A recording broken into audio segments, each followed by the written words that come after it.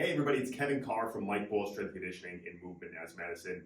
And today, I'm going to take you through an active hip circuit. The active hip circuit is a great tool for our clients who might have just generalized hip discomfort and pain. That could be runners, or it could be everyday general population folk who are sitting at a desk who say their hips are achy or sore. And I like to use this to try to develop active hip mobility in all planes. So we're going to work on developing hip flexion, hip abduction, hip internal external rotation, as well as hip extension. So I'm going to take you through 4 exercises here and teach you how to do them. The first drill I'm going to teach is supine hip flexion. Although we might be working on rolling and stretching the tissues in the back of the hip to improve hip flexion passive range of motion, I think it's important that we do active hip flexion drills to teach our clients how to use these hip flexor muscles to flex their hip independent of moving their spine. So what we're going to do is we're going to lay on our back and we're going to use this resistance band here that's attached to the bench. You can also use like a Kaiser, an Anchor, some sort of cable machine as well. That would be fine. We're going to put it right over the arch of the foot, the top, and then we're going to lay back here. We want to make sure there's already tension in the band.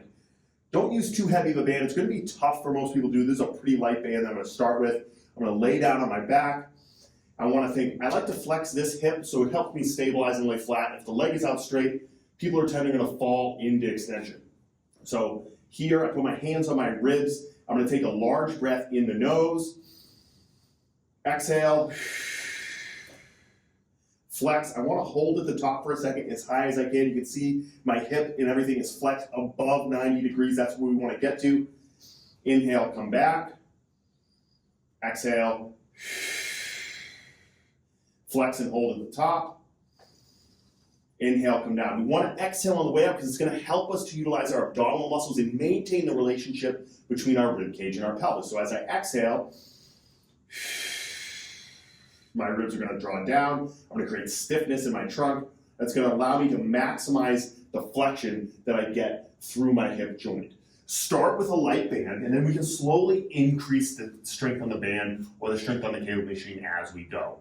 I would start with something like 8 reps, work up to as high as 12 or 14 reps per side. Next up, we're going to go through active hip abduction.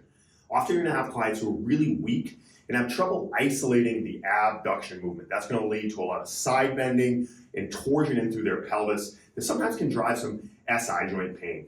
And so what I have clients do is just lay down on their side, okay? I want to get this bottom leg flexed up underneath me. It's going to give me some stability.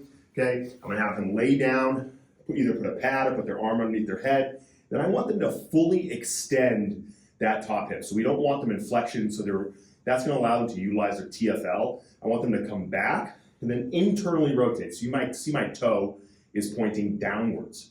Okay, put this hand here for some stability. And I want them to think about keeping the leg straight, lifting the heel up towards the ceiling, and coming down. I only want them to go as high as they can move that hip without getting a bunch of compensatory motion through their pelvis and their trunk. It can help if you cue them to push this arm forcefully down into the ground. Again, if we can create some central stability in their trunk, it's going to allow them to maximize the movement they get through their hip. And they're really going to feel this in their glute med and their lateral hip. Again, often you're going to have people who are just generally weak through their lateral hip, and that's what's really limiting them from maximizing their range of motion into abduction. And they tend to just have tissues that don't really work well or aren't coordinated well, those small hip stabilizing muscles. And so, again, I would start this with lower reps, focus on high quality reps, and build the volume over time. Now we're going to work on hip internal external rotation using the hip airplane drill. This is a great drill to try to teach our clients how to get pelvic internal and external rotation over a fixed femur. So you can get them over a barbell and a rack, a bench, a box, something that's going to allow them to get to a hinged position, similar to a single leg deadlift. So I'm going to stand on my left leg. I want to sink down into my knee a little bit so I don't have a lot of hamstring tension. I don't want them to be limited by their hip flexion. I want them to really be able to focus on their hip IR and ER. Sink down on my knee, hands on the bench. Extend my leg behind me so it's like I'm in a single leg deadlift. As you can see, my right leg that's extended behind me is turned into internal rotation, and I want to cue that pelvis to turn into internal rotation as well. As the coach, it can be helpful to cue them right here along their sacrum to try to teach them where they need to be. Now, I'm going to go from internal rotation. I'm going to open up my pelvis. You can see I open up towards the camera, close right back in. Open up, close in. I want all that motion coming out of this left hip joint with my pelvis moving in and out of rotation. I don't want to see a lot of compensatory motion on the downside leg, so the foot should stay relatively still. The knee flexion angle shouldn't change. I shouldn't be swaying side to side. I don't even want much torso motion. I want them to really think about moving through the pelvis, not moving through the downside leg.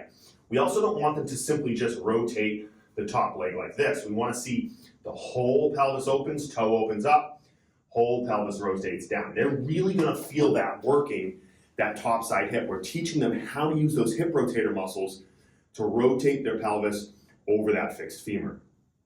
All right, lastly guys, I want to go over hip extension. Often you're going to find clients who have trouble disassociating hip extension from lumbar and pelvic extension. And that tends to lead them to have trouble understanding how to really use their glutes properly without over-relying on spinal extenders, lumbar extenders, things like that. And so we're going to get them on the ground and do a bridge position. With beginners, I would especially recommend starting bilateral. They're going to have trouble doing a unilateral bridge, and that might sometimes lead to a hamstring cramp, which it's going to be pretty unpleasant. So what we want, I'm going to get them on the ground, heels up, okay? I want them in a good position here. Again, beginners are often going to rely on lumbar and pelvic extension, so we want to take that option away from them. And so what we're going to do is have them put their hands at the base of their ribs, and we're going to use our breath to create some tension in our abdominals first. So big breath in the nose, exhale, draw the ribs downward, some good abdominal tension, and then bridge. I want to see a nice straight line from the knee all the way through. We don't want to see them extended. We don't want to see them flexed, okay? Big breath in. Once those ribs are down, they have some abdominal tension. Bridge up, hold for a few seconds, come back down. Now, we want to eventually progress to a unilateral variation. So what I'm going to simply do is bring my hand to my left knee, and I'm going to create an isometric contraction. So I get a little bonus hip flexor work on this left side, push my knee and my hand actively, so it's an isometric there, and I'm going to do the same drill. Big breath in, big breath out, hold, good hip extension on that right side, inhale, come down, tension on this top side hip, and down, okay? Again, start bilateral with beginners, slowly build the volume. So there you have it. There's my active hip mobility circuit.